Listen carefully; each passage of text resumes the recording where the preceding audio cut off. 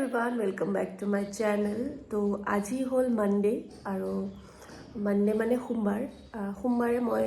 প্ৰত্যেক সপ্তাহৰ সোমবাৰে ফাৰ্ষ্ট দিনাখন মই গোটেই বস্তু সাফ চিকুণ কৰি লওঁ ঘৰৰ কাৰণ দেখাইছো আপোনালোকক গোটেই মানে ফাৰ্ষ্টতে পাকঘৰটো সাফা কৰি লওঁ কাৰণ পাকঘৰটো আমি মাছ মাংস বা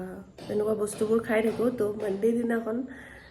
প্ৰথমতে এইখিনি সাফ চিকুণ কৰাৰ পিছতহে মানে যি খাব আছে খাওঁ কাৰণ মানডে মই ঘৰত মানে মোৰ ৰুমতে মই মহাদেৱক চাকি দিওঁ তো সেইটো কাৰণে আৰু মোক যিমানে জানে তেওঁলোকে জানে মই কিমান তেওঁক মানো সো সেইটো কাৰণে মই নিজৰ মাজত এটা ৰুল বনাইছোঁ দেখাই কওঁ আৰু পুৰা বাচন বৰ্তন ধুলোঁ পুৰা এইবোৰ চাফা কৰি গেছ মুচি পুৰা অকল গেছ কাপোৰ দি মোচা নাই এইটো একদম মানে চাবোন দি ধুইছোঁ গোটেইবোৰ ধুইছোঁ ধুই এইবোৰ সাফ কৰি এইবোৰ গোটেই চাফা কৰি তাৰপিছত সেইবোৰ গোটেই মুচি তাৰপিছত ফিল্টাৰত পানী দিলোঁ নিজৰ কিছুমান ৰুল আছে যিটো বস্তু নিজেই মানিব লাগে মানুহে ভাবিব পাৰে যে মই এটা ৰুমত থাকোঁ অকলে থাকোঁ তো মই ইমান নিয়ম মানা দৰকাৰ নাই বাট মই ভাবোঁ প্ৰত্যেকটো মাহৰ প্ৰতিটো দিন পাৰ হৈ আছে আৰু সেই দিনবোৰ এটা ব্লেছিংছ হয় সো মই সদায় শিকিব বিচাৰোঁ সেইটো কাৰণে মই এইবোৰ কৰোঁ ভণ্টি যাব বিয়াত আৰু তাই এইকেইযোৰ কাপোৰ ৰেপিডত দি পঠাই দিব দিছে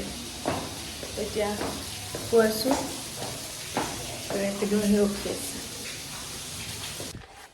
মই তলৰ পৰা যেতিয়া আহিলোঁ ভণ্টিক কাপোৰটো দি তেতিয়া পাৰ্চেল এটা আহিলে মিন্ট্ৰাৰ পৰা আৰু সেই পাৰ্চেলটো এইটো মানে কি হ'ল মোক ইনষ্টাগ্ৰামৰ পৰা এজন মোৰে মানে ফলোৱাৰ্ছ হয় তেওঁ মানে মোক গিফ্ট কৰিছে দুটা বস্তু আৰু এটা হ'ল মানে একচুৱেলি তেওঁ গিফ্ট কৰা নাই তেওঁ মোক এটা গিফ্ট কাৰ্ড দিছিলে 2000 টকাৰ তো মই তাৰ পৰা এটা পেণ্ট অৰ্ডাৰ কৰিছোঁ আৰু এইটো অৰ্ডাৰ কৰিছোঁ তো মই ইয়াত কি আছে আপোনালোকক দেখাম এতিয়া মানে পেণ্টটো ফৰ্মেল পেণ্ট হয় মানে সেইটো ফৰ্মেল পেণ্টবোৰ নাছিলে তো সেইটো কাৰণে মই এইটো অৰ্ডাৰ কৰি দিছোঁ আৰু এতিয়া ইয়াত কি আছে আপোনালোকক দেখাম বাৰু বাট তাৰ আগতে মই এইটো ভিডিঅ' এটা ইনষ্টাত বনাব লাগিব কাৰণ এইটো এপ্ৰিচিয়েট অবভিয়াছলি কৰিব লাগিব কাৰণ এজন ইনষ্টা ফলোৱাৰ্ছ মানে ইনষ্টাগ্ৰামৰ মোৰ এটা মানে মোক ইমান দিনৰ পৰা ফ'ল' কৰি থকা এজনে মোক এইটো গিফ্ট কৰিছে তো এইটো বহুত ডাঙৰ কথা তো সেইটো কাৰণে এতিয়া সেইটোতো শ্বেয়াৰ কৰি দিম এতিয়া বৰ্তমান আপোনালোকক দেখাই দিলোঁ আৰু আপোনালোক খুলিলেও দেখাম ঠিক আছে এইটো হ'ল গিফ্ট ড্ৰেছৱেৰীৰ পৰা এইটো হ'ল ঘড়ী বহুত ধুনীয়া লাগিছে হয়নে মোৰতো ভাল লাগিছে তো ৰাইজ